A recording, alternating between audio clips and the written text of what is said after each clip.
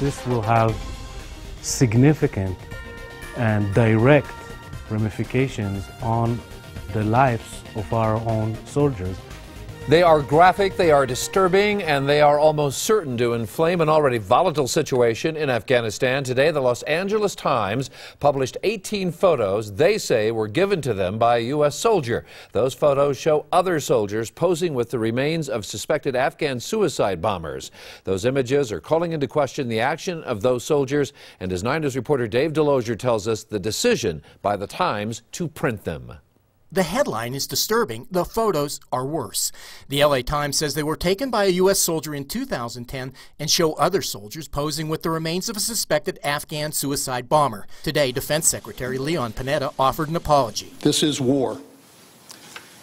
And I know that war is ugly and it's violent.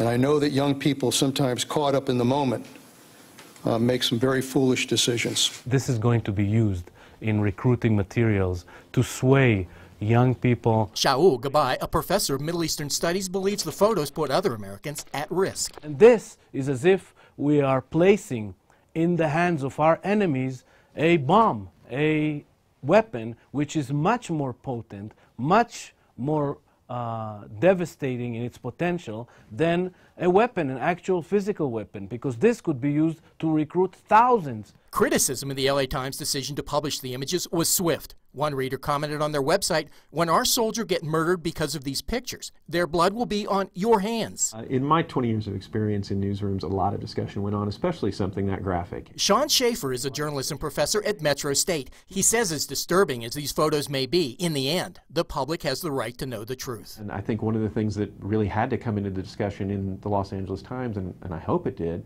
was the consideration of, we probably do need to share this because an important component of truth-telling and holding people responsible is actually showing these sort of images. This is Dave Delosier, 9 News.